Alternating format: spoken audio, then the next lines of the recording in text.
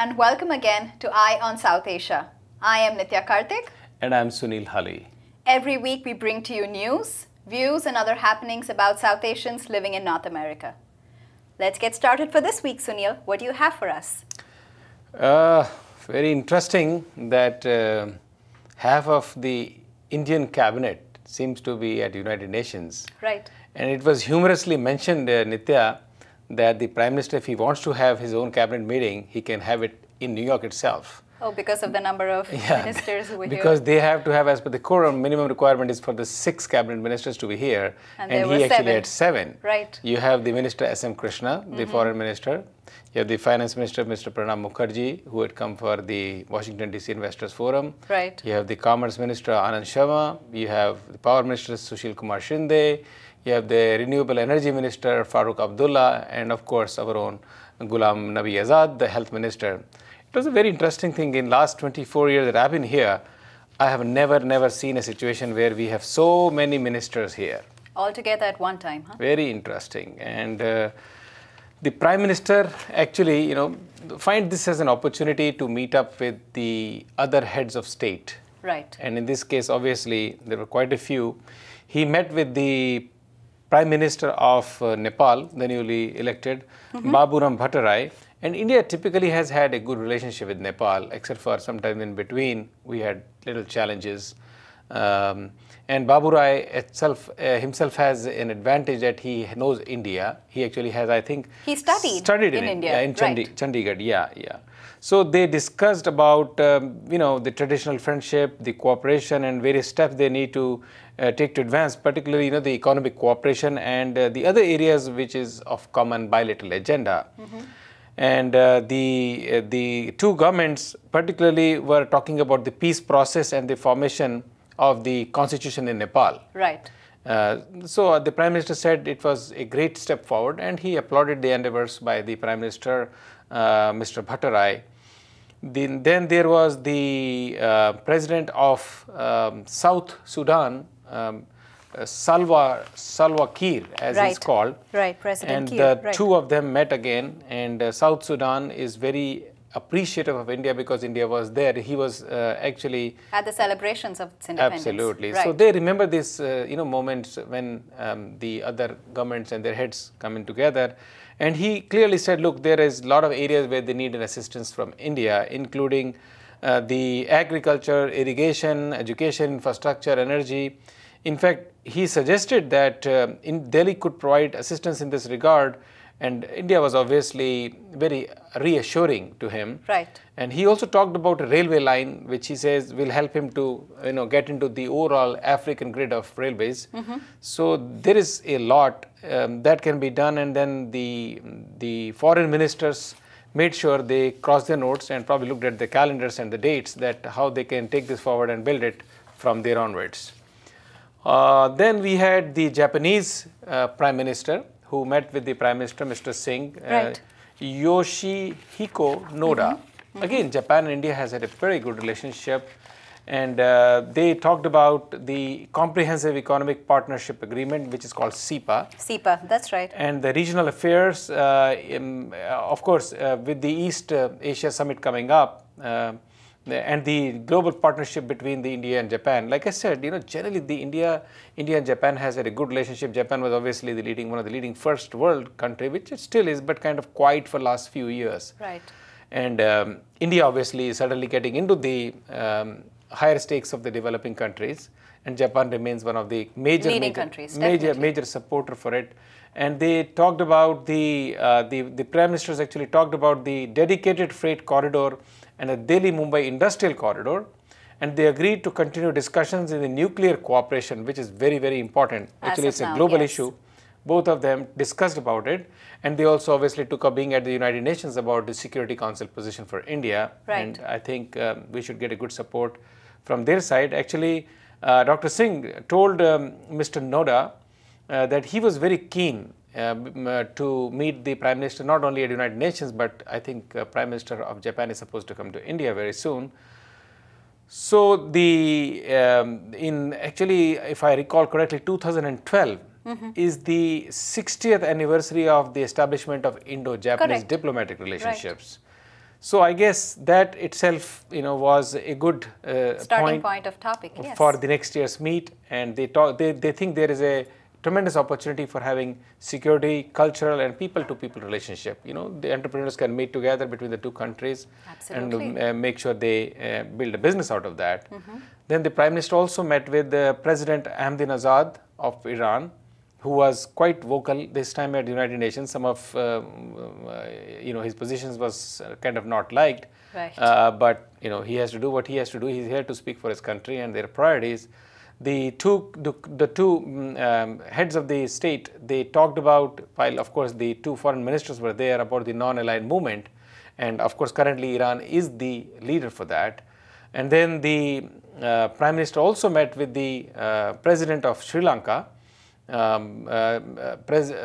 name is Rajapakse, right. And he's recently elected. And of course, one of the most important thing was the reassurance from the Sri Lankan president about the TNA as the representative of the Tamil parties, and India kind of is very concerned that about the situation right now. Yes. Well, the situation is kind of resolved, but India wants that the northern part of Sri Lanka is also as stable as it should be.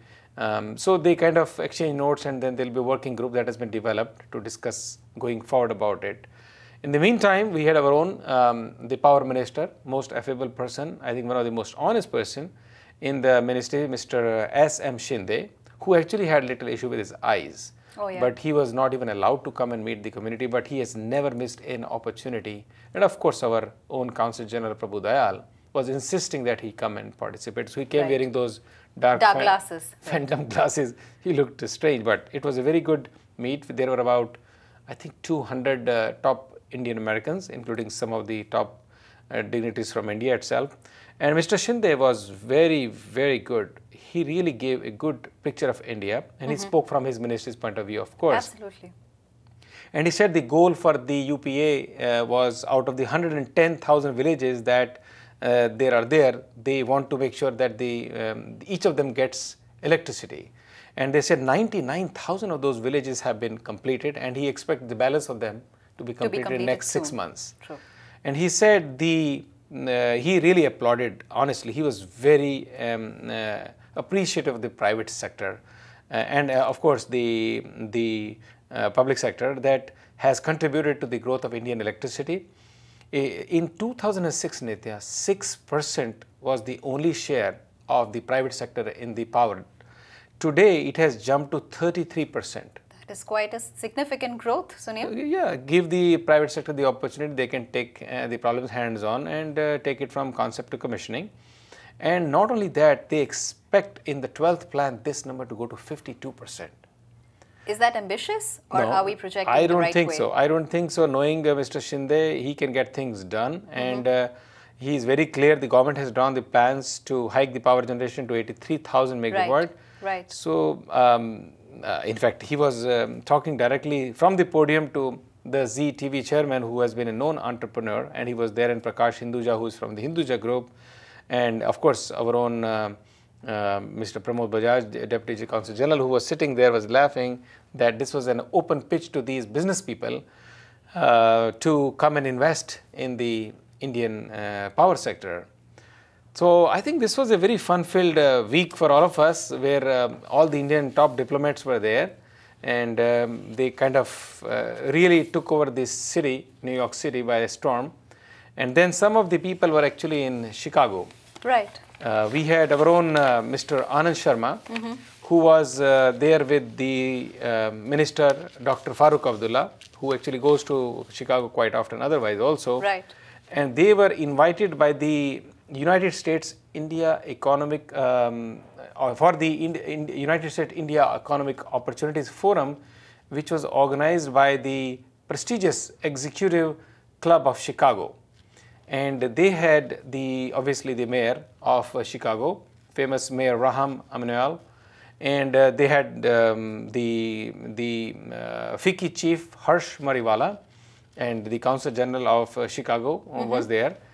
And the goal, I think, the whole agenda by this whole running around during this time in between New York to Chicago, and of course we'll talk about Washington DC, was to make sure the UPA government is clearly perceived by West or the countries who are looking to invest in India as a group that gets it done.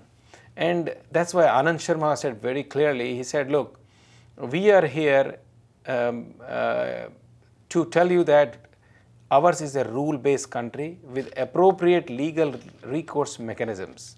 And we are making many more changes in the foreign direct investment, which is otherwise in the past very regulated, regime to create hope and confidence among our investors. I think this is to reassure and soothe some ruffled feathers which were shaken as of last year.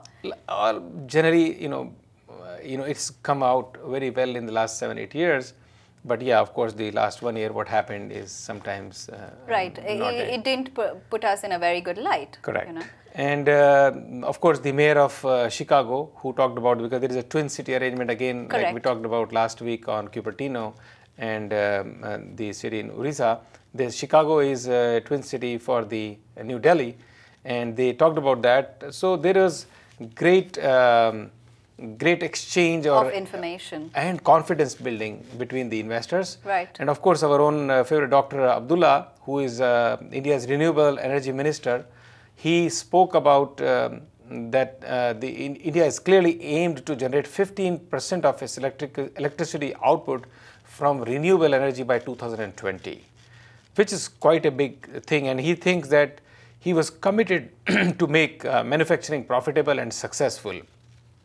I think, again, tall claims, most likely to be made real with the way India has been going, if the governance gets its act together and takes control of the situation the way it is. We seem to be taking big steps, but it seemed to be in the right direction. And they certainly are in the right direction. On the other hand, we are holding on, Nitya, to our position, our commitment, because President Obama, who got real flack, he really got a flack this time because he addressed the United Nations and he spoke about Israel and the Palestinian issue. And on the one side, he said he feels that Palestinians do deserve their own home and we would want to support it. But on the other hand, he was again, talking about the Israel, who is taken the piece of the action from there, and they say that is their own land and they're settled there and that's their own country. And they continue to refer to what happened, decades ago. The 6 million people were killed. Who were persecuted and killed, right? Correct. But based on that, they say that this is their homeland. And while Palestinians have to go and find a new land or a new place. But it was very, very clear that India's ambassador to the permanent mission made it very clear. Look, we may have a relationship with US, but our stand on this is very clear. Very, very clear, yes. He was very clear and he said, look, I am appalled by the idea that India is going to change its position. He said, I cannot be more definitive than I am. And he said, look, there is no question of India coming under pressure on the PLO question. They just wanted to make it very clear that their stance remains unchanged, irrespective of how their equation or relationship is with the US right now. And India has always supported the cause of Palestine. Palestine, always, yes. And they are not succumbing to the pressure, regardless of our relationship with US. They maintain clearly that it's two separate topics. They have their views and they will continue to support Palestine. Right. And I think Ambassador took a very good position. And then we have of course, Ambassador in the Washington, D.C., we had our own Pranab Mukherjee, who was there to meet another big piece of the action, the India Investment Forum. And he spoke so nicely. He talked about the sustained high growth of the recent years, which reflects obviously the economic maturity of India and the systems, industries. And he said there is a big shift in the exports from India. And he talked about the automobile, auto components, pharmaceuticals, textiles and steel, which is the new sectors continuously developing out of India in the manufacturing side. Even though 58% of the GDP was contributed by the service sector in the past. Yes. So he feels, even though this is quite extraordinary, but in the medium term, growth prospects of economy remain buoyant. And he said the savings and investment rates have reached levels that are reminiscent of East Asian high. You remember in the past, the East Asian, there were high growth economies, and he says, look, the rates on the return have been very high, and he expects the saving rates to be still rising. Even more higher, correct. Right. So I think it was a very interesting week for us, right? Very, very interesting diplomatic week, full activity, between the three parts, New York, Chicago and Washington, D.C. But we have more stories coming up. But let's move on to a short little break before we go anywhere. Sure. Don't go anywhere. Come right back to us.